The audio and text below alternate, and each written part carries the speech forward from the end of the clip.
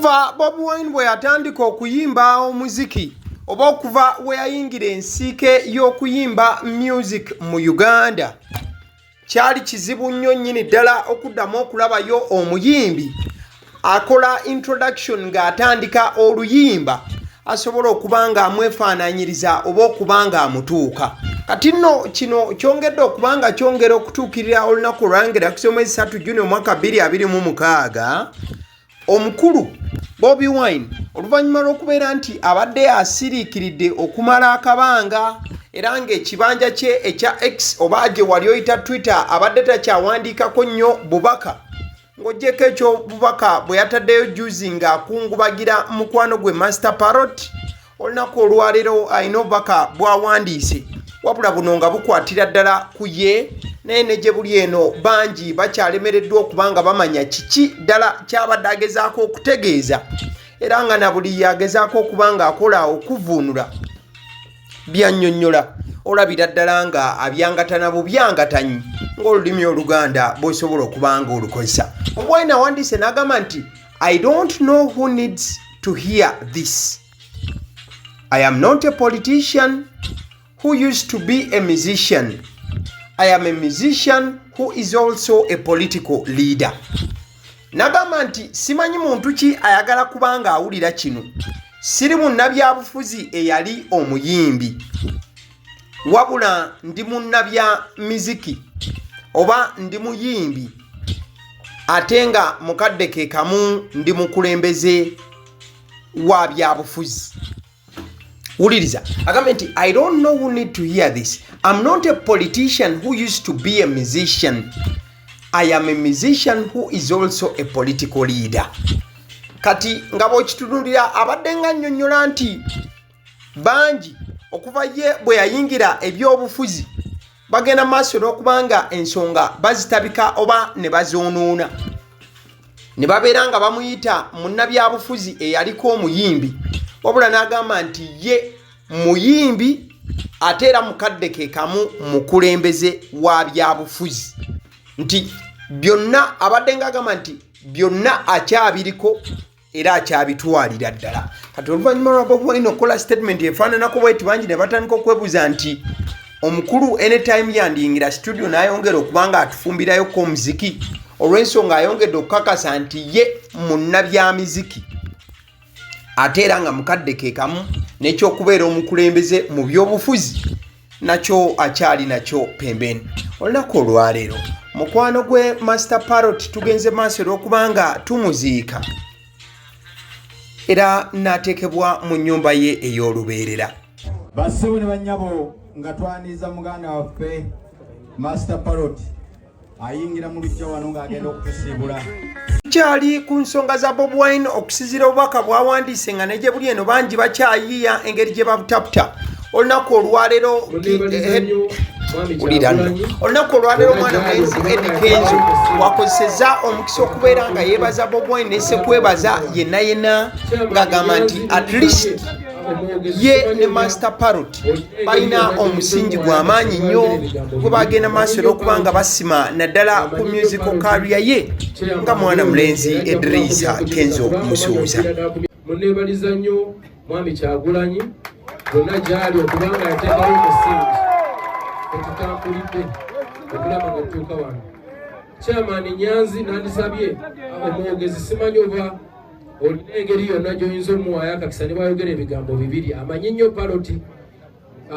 Parrot chairman oyo era ajja kubaako byakunyumiza kuba mumanyi okuviira ddala ku myaka nga 10 so kyandibadde kya buyinza kya buntu bulamu n'abaako kyayogera neyanzeege wabula ate era mukadde ke kamu nga mwana mulenzi Eddy Kenzo amaze okwebaza Bobi Wine mwana mulenzi Nubianli naye bw'akutte omuzindaalo amaliriza ng'agenda maaso n'okuba nga yeebaza Eddy Kenzo naddala mu line F y'obwa Sseruganda.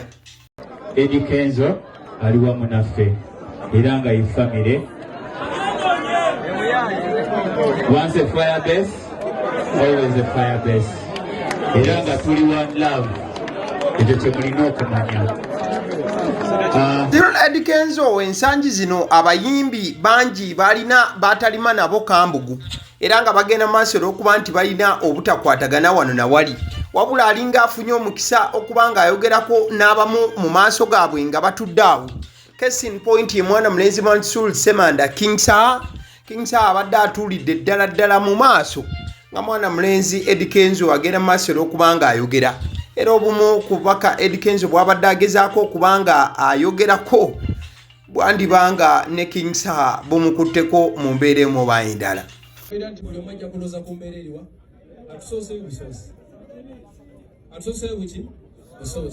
Bwe tujja ku mukolo nga guno ogw'okuba ndituwerekera muganda waffe n'obw'omuntu waffe yenna tujje nga tuli beewombeefu niya zaffe emyoyo gyaffe tugiteekeyo okumusabira byonna ebyamusobako mu nsi eno Mukama amuwummuze mirembe. Ekyo ekintu kikulu nnyo kya busajja bukulu oba kya buntu kubanga eyo embeera muganda waffe mwali si nnyangu. Alesse abaana, alesse maama we, abadde wa ghetto nga breadwinner, embeera egenda babeerera nzibu nnyo. Nkubadde nga Eddy Kenzo obubaka bw'abadde annyonnyolako bukwata ku mutima. Mwana mulenzi Ziza Bafana ye bino tebimukwatako. Eddy Kenzo abadde ayina waatudde weetegereza akatambi ako. Mwana mulenzi Ziza Bafana bwazze abuuziza ku Young Mulo yekka. Era n'atambula ne yeeyongerayo. Eddy Kenzo osobola okumulengera olengera sa Misa Kisemakula. Eddy Kenzo era asigadde atunudde eno ndowooza naye akasajja ka Ziza Bafana nakakola kiddala. Ziza Bafana agaanye yadde okubaako oba yadde abonga ku Eddy Kenzo abiganye. Wabula mukwano gwange nga YouTube channel yaagaliwo tuzeeko ko emabega ne tujjukiramuko interview mwana mulenzi Master Parrot gye yakola. Interview eno yagikola ne TV ya Bukedde TV. Master Parrot ono yafudde kabenje. Wabula Master Parrot we yali ku Bukedde TV yayogera mu ngeri y'okusaagirira olw'akabenje ke yali era yali abadde afunye n'agamba nti waliwo omuntu eyali ayagala okumutomera amutte oba amumize omusu. Akatabo kali mu events zange zentambula nazo ngezi ntambuzamu obulamu bwange mabega kawo nafuna accident motoka yange bankona it was attempted murder naye simanyi ekwa no wasigira biri ya black gye wavuganga bankona omusajja yankona emirundi ng'esatu naye kati ntambula nako katwenvaano ngenda mu garage kalaga expenditure yange ndozo kalaba waneno botunula wano sente zenaka spendinga 26 3 bwe bigambo byayogerwa Master Parrot ne wankubadde nga bangi tebabifaako bati yali yafunako dda akabenje n'agamba nti waliwo gwe yali asuubiriza nti maybe yali ayagala kumutomera mukoona kumujja mu bulamu obw'ensi eno. Olunaku olwaleero Misa Kisemakula si ye muntu atera okuba nga ava mu mbeera wabula leero avudde mu mbeera. Ekiro ekikesezza olunaku olwaleero nga tuli mu kkungubaga nkakasa mujjukira bulungi nnyo mwana mulenzi amanyiddwa nga Lanek yazze n'ayogera ku muzindaalo nga akomerera Eddy Kenzo Misa Kisemakula Bebe Cool Bobi Wine n'abalala. Ebintu ebyagudde mu matu ga Misa Kisemakula era avuddeyo n'abaguka leero ne Kingsa amusiimye. Ndi munyivu nnyo Kamiliyoni aliwa Bobi Wine aliwa Misa Kisemakula muliwa olumwayimbanga naye come on. Oba otuuse kola ekyo ky'osanze nga tetukoze.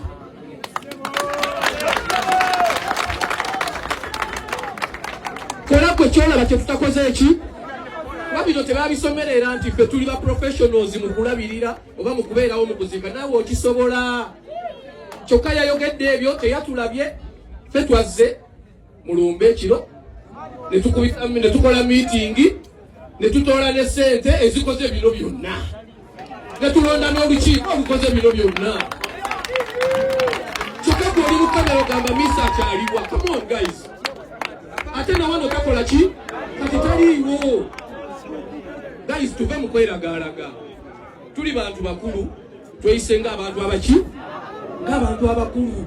Kamera zino zitutunula mbwezi. Olumbo oba tolina kyakwogera gamba ndi sikola ki? Nze gyo baayagadde njogere ne ngamba njogere ki? waliwo abamanyi paroti okola ki okunsinga ne ngamba boogere era nze sajjo saakoze interview kubanga nalabye nga nyiza okuba siina bituufu byakola ki byakwogera pa message semakula for you kati nno nga tuwumbawumbeera nga tuwunzika Jeke Kazola mummanyi bulungi awanda muliro agamba mbu ensonga z'Ebola wano mu Uganda akodera buliyimba taluwomye omukulu ngenda kukulekera mulekere kuba we natandika okubanga mbinnyonnyola yeye mulugunya ku Ebola n'engeri gye bikwatiddwamu n'amawulire engeri gye gali mu kuspreadingamu agamba nti kiina engeri ye gye kimukosezza ne bannabitone abalala n'ebintu ebigwa mu layini ya business. Going to CNN, BBC, what is, you can have your 90 billion and eat it in peace. I'm to hear 1 billion is not enough. We have samples from here, 1 billion per day is not enough. Then you're killing us, man. Muhaji, the show, it's cancelled. I have my brother Virunga Marathon cancelled. Wekesa is having a Israel run August 22nd. I was there trying to plan and do accommodation. All the accommodation in Kasese, Fort Porter is done. I was trying to do accommodation for tents for 2,000. Now we don't know. Because you're saying 90 days is going to be affected. Tourism is dying. People can't come to the country. A lot of things are going, man. Why can't you communicate below the line, not above the line? Do you have to give interviews to CNN? If you want to handle bars, you know we have an association. Libra, you talk. The chairman will communicate to everybody. Busy places, hospital, whatever, you can communicate to everybody below the line. Minus giving interviews to CNN. You guys are killing us, man. Because you people want to eat money. No, 4 people are dead, 6 have survived. No, don't have to. Rwanda, the president was there. Over the weekend, basketball, serious guys are there. He's greeting people. Burundi, they're not talking about it. Kenya, no one is talking about Ebola apart from Uganda. Google, I'm just seeing CNN here. Ebola. Uganda. Come on, guys. You're killing us. Ale, nzikiriza nkutegeze ku bannaffe aba Honey Bites bagamba nti bo omulimu gwe bakola gwa kukolera byakulya eby'abaana abadda ku masomero. Bwe tugamba abaana abadda ku masomero saabo bokka abadda ku masomero wabula n'ababeera ewaka balina package ey'ebyokulya eby'abaana mu line efaananako bwetyo. Gwe bakubire bukubizo bagambe njagala package y'ebyokulya by'abaana abali ku masomero oba abaana abalya ebyokulya. Balina ebyokulya yogera ku daddies, yogera ku binyeebwa, amawogola, yogera ku bagia, yogera ku cupcakes, yogera ku donuts. Osobola okubafuna ku 0709 78 75 08. Ate era mukadde ke kamu bw'oba oyagala ku pizza size yonna era namba yemu. Ate era mukadde ke kamu bakola ne cake ezabuli mukolo babayita aba Honey Bites. Njagala n'okutegeeza ku bannaffe aba Alson Painters UG bano basiizi ba langi era nga balina obukugu mu kusiiga langi era bamanyi ne langi ki egenda ku kizimbe kyo era mu ruumu ki. Tebasobola kuddira langi yandigenze mu kisenge ate ne bagisiiga mu ddiiro ey'omu dining ne bagisiiga mu kinaabiro. Nedda. Alson Painters UG omulimu gw'okusiiga langi bagukugukira ddala. Basiiga ebizimbe okuviira ddala ku ruumu emu paka ku makalina n'amakalina. Gwe bakubira ebukubizo bagambe nti Alson Painters UG namaliriza okuzimba ekizimbe kyange. In fact ne bw'oba olina ekizimbe nga kikadde nga olaba langi yaakyo efaanana si bulungi, Alson Painters UG bazze kugonjoola ensonga eno. Bakubire ku 0705 1936 be bannaffe aba Alson Painters UG. Aba Eddy omusunsuzi erinnya eryange yenze aba Eddy omusunsuzi yenze atuula emabega w'omuzindaalo buli lunaku era ly'eddoboozi ly'owuliriza ku mukutu guno aba Eddy omusunsuzi ly'eddoboozi eryo era ng'omukutu kwoli gwe guno ogwagaliwo. Nagamba nti information yonna gy'olaba ku channel eno tetugattamu kintu kyonna ate tewali kye tutoolamu. Information nga bw'eba eyingiddewo ffe bwe tugikwata ne tugikuwa. Kati gwe omulabi n'osalawo ki eky'okukozesa information eyo. Kati ky'ogenda okukola mukwano gwange bw'oba omaliriza okulaba vidiyo eno, likinga, commentinga ki ky'olowooza, mukadde ke kamu subscribinga bwoba nga omukutu guno oli mupya. Ate era mukadde ke kamu sharingira mikwano gyo girabe vidiyo eno ate ne videos endala ku mukutu guno. Agaliwo YouTube channel, mwebale kutulaba.